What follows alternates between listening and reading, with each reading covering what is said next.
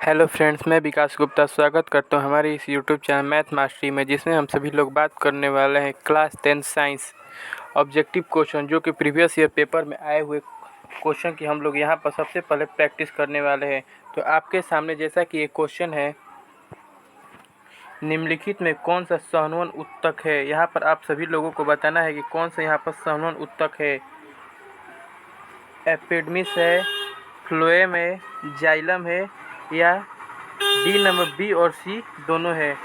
तो आप सभी लोगों को पता होना चाहिए कि जो फ्लेम उत्तक होता है वो जो सहनवन उत्तक होता है वो फ्लेम उत्तक और जाइलम उत्तक दोनों को सहनवन उत्तक कहते हैं। तो विकल्प नंबर डी हमारा सही उत्तर हो जाएगा। अगला नंबर क्वेश्चन देखते हैं। अगला नंबर क्वेश्चन है कि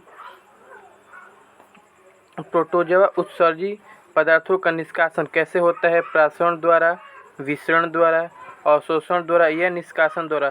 तो आप सभी को लोगों को पता होना चाहिए कि जो प्रोटोजोआ होते हैं उनका उत्सर्जन विसरण के द्वारा होता है। तो विकल्प नंबर 2 हमारा सही उत्तर हो जाएगा। अगला नंबर क्वेश्चन है, मनुष्य की सबसे बड़ी ग्रंथि क्या है। अग्नाशय है, अंडाशय है, एड्रिनल है या यकृत है। तो आप सभी लोगों को याद होना चाहिए कि मनुष्य की जो सबसे बड़ी ग्रंथि वो यकृत होता है। चौथा नंबर क्वेश्चन है, शरीर का संतुलन बनाए रखता है सेरिबेलम, क्रेनियम, मस्तिष्क, स्टेम या सेरिबेलम। तो जो शरीर का संतुलन बनाए रखते हैं उसे सेरिबेलम कहते हैं। तो विकल्प नंबर ए हमारा सही उत्तर हो जाएगा। अगला नंबर क्वेश्चन देखते हैं। अगला नंबर क्वेश्चन है, किशोरावस्था में होने परिवर्तन का कारण क्या है। मतलब कि किशोरावस्था में जो परिवर्तन होता है उसका कारण क्या है। टेस्टोस्टेरोन, एस्ट्रोजन, थायरॉक्सिन या डी नंबर ए और बी दोनों। तो किशोरावस्था में शारीरिक परिवर्तन होने वाले का उसका मुख्य कारण है एस्ट्रोजन और थायरॉक्सिन दोनों। तो विकल्प नंबर डी हमारा सही उत्तर हो जाएगा। ये दोनों एक प्रकार के हार्मोन होते हैं। 6वां नंबर क्वेश्चन है, मानव हृदय में कितने कोष्ठक होते हैं। ये बहुत ही वीवीआई क्वेश्चन है जो कि हर बार पूछा जाता है। इसे आप सभी लोगों को याद करना अति आवश्यक है।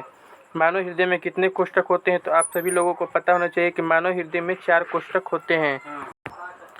अगला नंबर 7वां नंबर क्वेश्चन है कि रक्त क्या है। रक्त एक प्रकार का उत्तक है, कोशिका है, पदार्थ है, क्या है।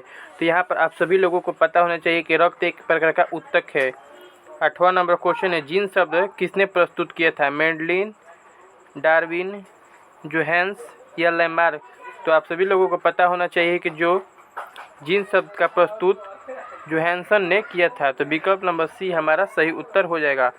अगला नंबर क्वेश्चन है 9 नंबर, तैलीय कागज होता है। तैलीय कागज कैसा होता है। तो आप सभी लोगों को पता होना चाहिए तैलीय कागज पारभाषक होता है, मतलब कि उससे हम लोग धुंधला दिख सकते हैं। 10 नंबर क्वेश्चन, लेंस द्वारा उत्पन्न आवर्धन की इकाई क्या है। यहाँ पर लेंस द्वारा उत्पन्न आवर्धन की ईसाई मात्रक को बताना है।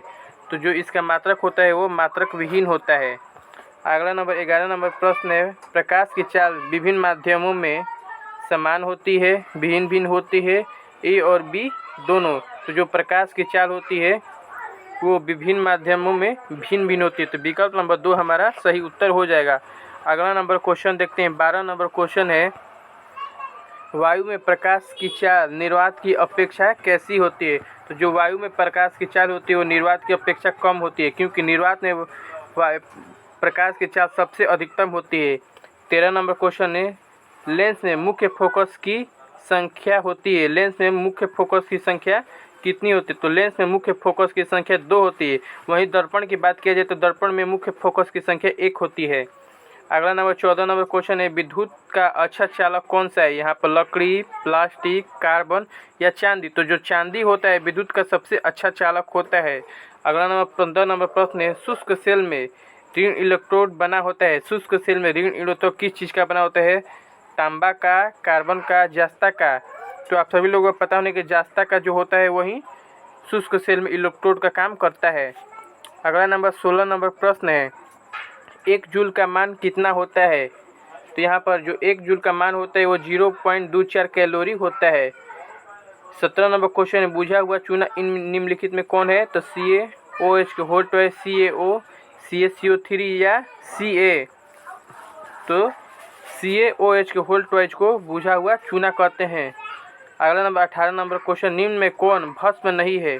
CaO, NaCl, NaOH या Na2CO3। तो 18 नंबर का जो NaCl है वो भस्म नहीं है, क्योंकि NaCl एक प्रकार का लवण होता है। 19 नंबर क्वेश्चन है, जास्ता का अयस्क कौन सा है? सिनाबार, जिंक ब्लेड, बॉक्साइड या सोडियम क्लोराइड। तो जो जास्ता का अयस्क होता है वो जिंक ब्लेड होता है। तो विकल्प नंबर बी हमारा सही उत्तर हो जाएगा। अगला नंबर क्वेश्चन है 20 नंबर प्रश्न, सिलिकॉन है एक धातु है, अधातु है, उपधातु है या मिश्र धातु है? तो आप सभी लोगों को पता होना चाहिए कि जो सिलिकॉन होता है वो एक प्रकार का उपधातु होता है।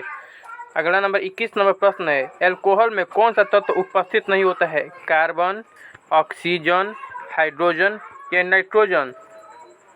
तो जो नाइट्रोजन होता है वो एल्कोहल में उपस्थित नहीं होता है, नहीं तो इसे हम लोग एल्कोहल को नहीं पी पाते।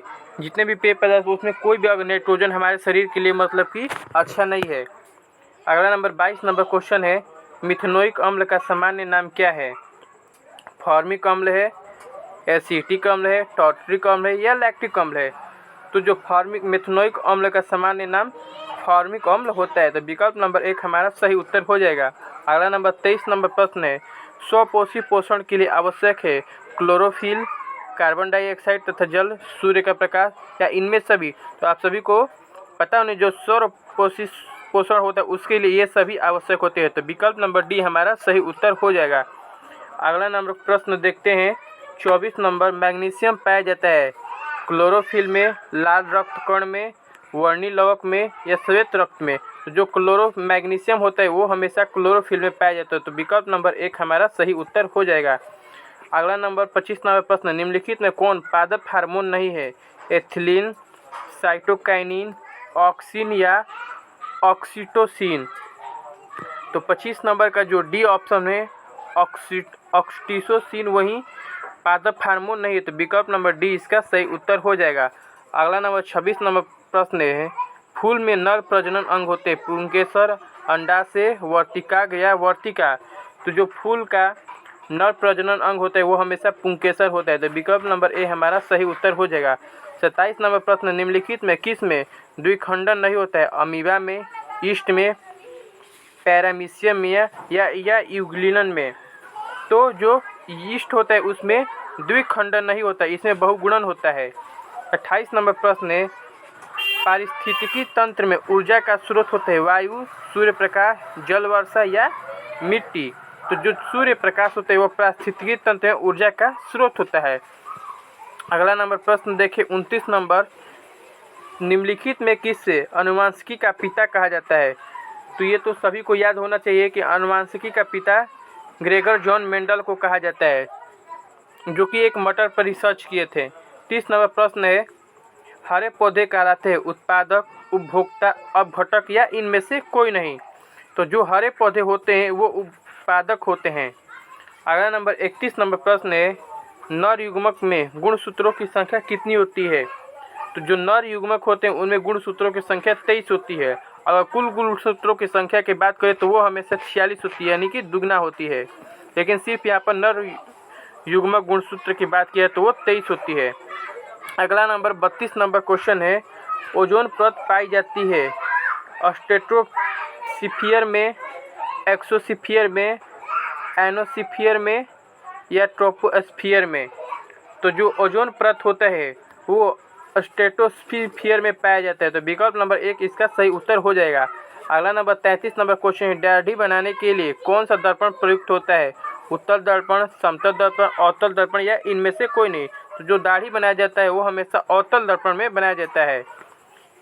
अगला नंबर प्रश्न है 34 नंबर, श्वेत प्रकाश वर्णक में किस रंग की किरण का विचलन अधिकतम होता है? तो जो विचलन होता है वो हमेशा बैंगनी रंग का होता है। 35 नंबर प्रश्न की बात करें, समतल दर्पण की फोकस दूरी होती है। तो समतल दर्पण की फोकस दूरी जो होती है वो अनंत होती है। तो विकल्प नंबर ए इसका सही उत्तर हो जाएगा। अगर वीडियो पसंद आए तो वीडियो को लाइक कीजिए, चैनल सब्सक्राइब कीजिए और ज़्यादा से ज़्यादा शेयर कीजिए। अगले पार्ट में हम इसके और आगे के 35 क्वेश्चन की प्रैक्टिस करेंगे। धन्यवाद, जय हिंद।